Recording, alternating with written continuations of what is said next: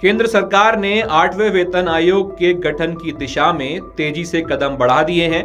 मौजूदा वेतन संरचना दिसंबर 2025 में समाप्त होने वाली है और सरकार ने इसकी तैयारी शुरू कर दी है।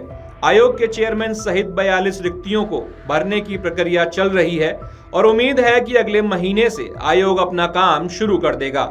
इस आयोग से केंद्रीय कर्मचारियों और पेंशन भोगियों की सैलरी और पेंशन में महत्वपूर्ण बदलाव आने की उम्मीद है, जिसमें फिटमेंट फैक्टर 2.86 तक पहुंच सकता है। चलिए जानते हैं कि फिटमेंट फैक्टर क्या होता है।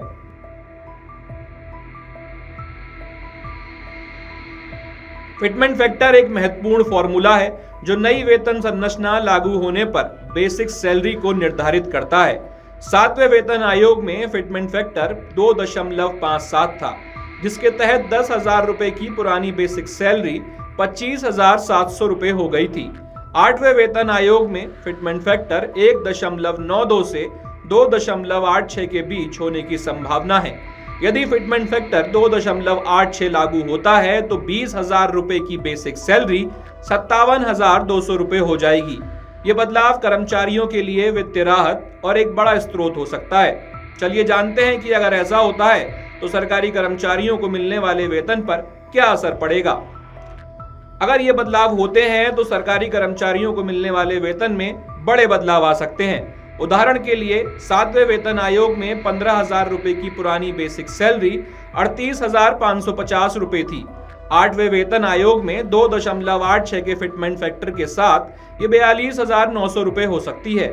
यदि कर्मचारियों की यूनियन की 3.68 फिटमेंट फैक्टर की मांग पूरी मान ली जाती है तो ये सैलरी 55,200 रुपए तक पहुंच सकती है। ये बढ़ोतरी केंद्रीय कर्मचारियों के लिए आर्थिक स्थिरता और बेहतर जीवन स्तर सुनिश्चित कर सकती है। चलिए जानते हैं कि इस फैसले से देश के किन किन लोगों पर असर पड़ने वाला है।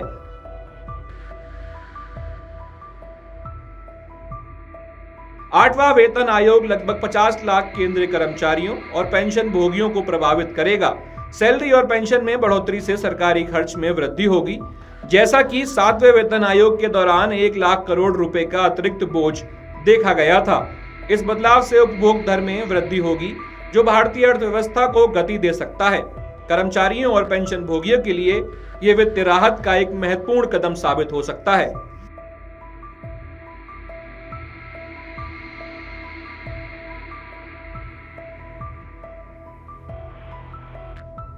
अगर आप ये वीडियो YouTube पर देख रहे हैं तो हमारे चैनल को सब्सक्राइब करें और बेल आइकन को दबाना ना भूलें। अगर आप Facebook पर ये वीडियो देख रहे हैं तो हमारे पेज को लाइक करें।